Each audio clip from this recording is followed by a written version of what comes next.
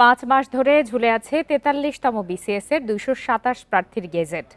সরকার থেকে সমাধানের আশ্বাস দেয়া হলেও এখনো গেজেট হয়নি এসব প্রার্থীর। দাবি আদায়ে 1 সপ্তাহ ধরে অনশন করছেন বঞ্চিতরা। এতে 4 জন অসুস্থ হয়ে হাসপাতালে চিকিৎসাধীন।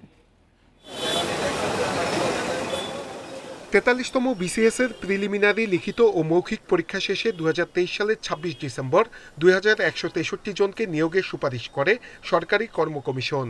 ভেরিফিকেশন শেষে 99 জনকে বাদ দিয়ে গত বছরের 15 অক্টোবর 2064 জনকে চূড়ান্তভাবে নিয়োগ দিয়ে প্রথম গেজেট প্রকাশ করে জনপ্রশাসন মন্ত্রণালয়।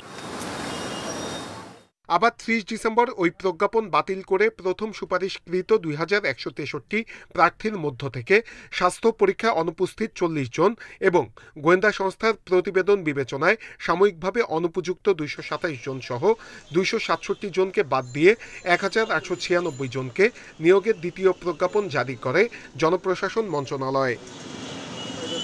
গত 5 মাস ধরে এসব প্রার্থী তাদেরকে গেজেটভুক্ত করার দাবিতে নানা কর্মসূচি পালন করে আসছিল। সরকারের পক্ষ থেকে সমাধানের আশ্বাস দেয়া হলেও কোনো ব্যবস্থা নেওয়া হয়নি। এবার 1 সপ্তাহ ধরে ঢাকা বিশ্ববিদ্যালয়ের রাজু ভাস্কর্যের পাদদেশে আমরণ অনশনে বসেছেন বেশ কয়েকজন প্রার্থী। নিউজ হচ্ছে বা এত কিছু হচ্ছে, তাদের পক্ষ থেকে আমরা এখন পর্যন্ত কোনো ধরনের কনসার্ন পাই নাই। শুধুমাত্র আশাই দেওয়া হয়েছে, কিন্তু আশার কোনো বাস্তবায়ন তো নাই। গেজেট বঞ্চিতরা বলছেন, যারা নির্দোষ তাদের সবাইকে গেজেটভুক্ত করতে হবে। বিসিএস হওয়ার পরে চাকরিতে যোগ দিতে না পারায় সামাজিকভাবে হেয় হতে হচ্ছে। তাদের গেজেট নিশ্চিত করা এবং সরকারি চাকরির যে ভেরিফিকেশন নীতিমালা আছে সেটি স্বচ্ছ করা। 2-3 কর্মদিবসে যে কাজটা হয়ে যায় সেই কাজটা আজকে 4 মাস পেরিয়ে 5 মাসেও হচ্ছে না। আমাদের নিজেদের গ্যাজেট ফিরে পাওয়ার জন্য আমরা মন্ত্রণালয় থেকে শুরু করে বিভিন্ন জায়গায় ছোটাছুটি করি।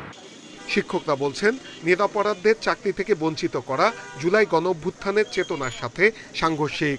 কোনো লিগ্যাল গ্রাউন্ড ছাড়া, কোনো যুক্তিসঙ্গত কারণ ছাড়া যারা এত বছর ধরে এত সাধ্য সাধনার পর একটা সরকারি চাকরি পেল, তাদেরকে এই ধরনের অন্যায়ভাবে বঞ্চিত করা, এটা আমার কাছে মনে হয় একটা অমার্জনীয় অপরাধ। এদিকে এ বিষয়ে জনপ্রশাসন মন্ত্রণালয় থেকে আনুষ্ঠানিক কোনো বক্তব্য দেয়নি, তবে সমস্যা সমাধানে কাজ চলছে বলে জানিয়েছে তারা। নূরে আলম, ইন্ডিপেন্ডেন্ট নিউজ, ঢাকা।